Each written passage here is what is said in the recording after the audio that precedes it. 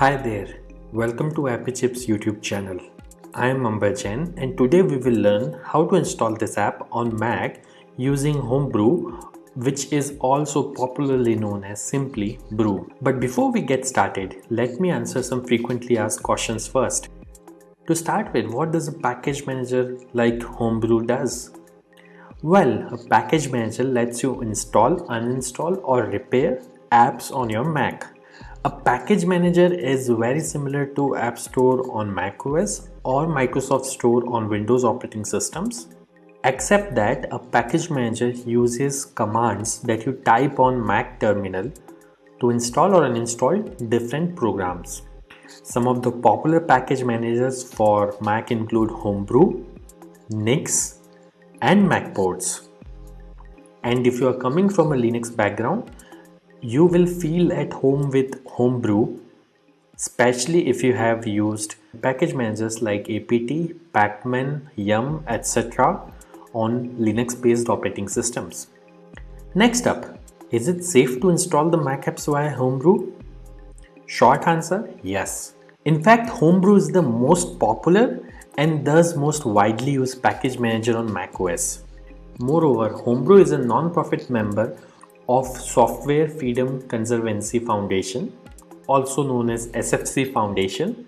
Many other open source projects like Git, BusyBox, Samba, Wine are all part of this Software Freedom Conservancy organization. Also, you might be surprised to know that Homebrew is the most forked project on GitHub and it has the largest number of contributors on its GitHub repository. Many devs at organizations like Google, Apple, Dropbox, Stripe, etc. use Homebrew to set up different development environments on their MacBooks and iMacs. Next question. Can you use Homebrew to install programs on Apple Silicon or more popularly known as M1 MacBooks? Again, yes. Starting version 3.0 of Brew, Apple Silicon is now supported on Homebrew.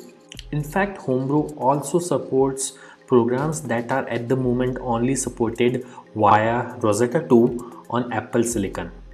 Now that I have answered your questions on safety and compatibility of Homebrew, let's get to the installation process. Before we can install anything using Brew, we need to install the package manager itself, that is Homebrew, on your Mac. So let's see now how can we install Brew on Mac. Let me open my Mac here.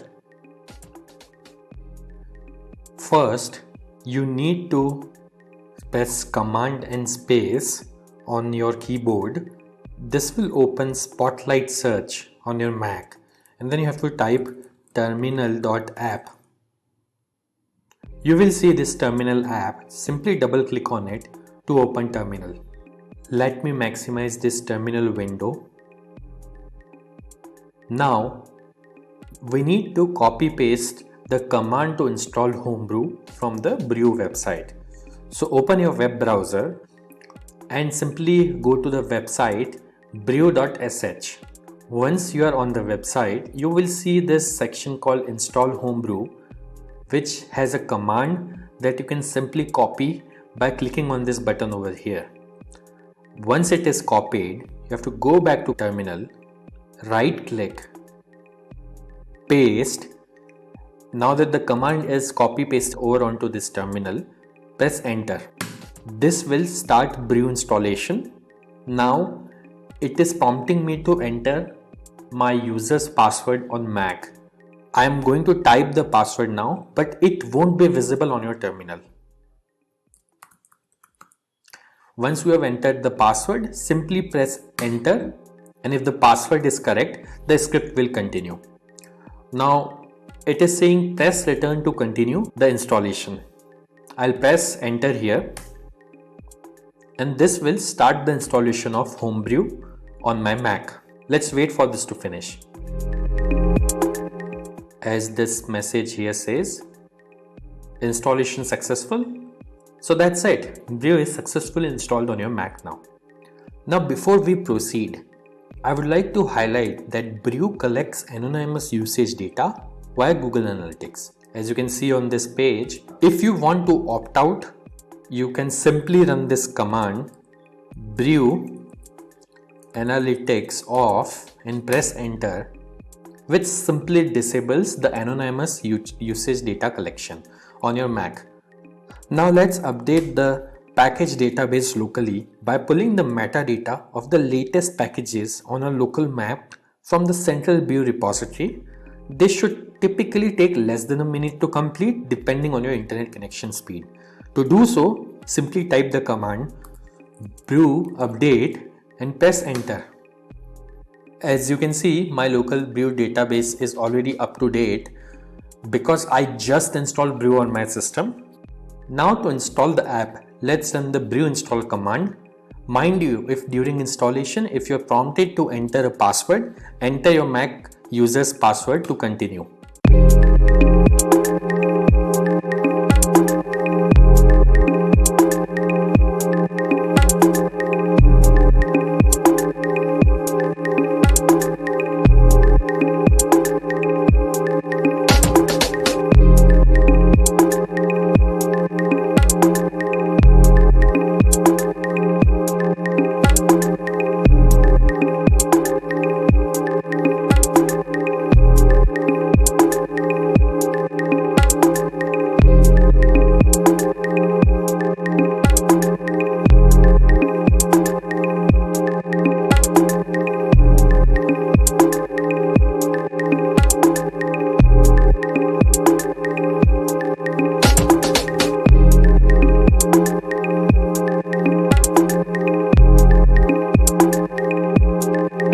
That's it. The installation was successful. If this video was useful, don't forget to hit the like button. And if you faced any problems during the installation in this video, please leave a comment below and somebody from AppyChip team will reply back to you. If in future any app installed using brew stops working, then you can simply reinstall it using the command brew space reinstall space the name of the program. For example, I'll try to reinstall this program called Hello, which is already installed on my system. As you can see, it is downloading the program and it says reinstalling Hello, and now Hello is successfully installed. And if you want to uninstall any app installed using brew, simply run brew space uninstall space the name of the program. In this case, I will try to uninstall the program Hello, which is already installed on my system. As you can see, within a few seconds, it says the program is successfully uninstalled. Also, over time, brew might end up consuming disk space on your Mac as it keeps installers of the programs that you had installed on your hard disk in a cache directory. So you can use the brew space cleanup command once every 6 to 12 months to free up some space on your Mac. This command removes app installers and older versions of the packages only. It would not uninstall any of the apps that you have installed. As you can see, brew cleanup was successfully run on my system. So do subscribe to our channel as we have tutorials for installation of over 9,000 programs on Mac, which will come handy. If you need to install other apps on Mac in future, chances are that we have got it covered already.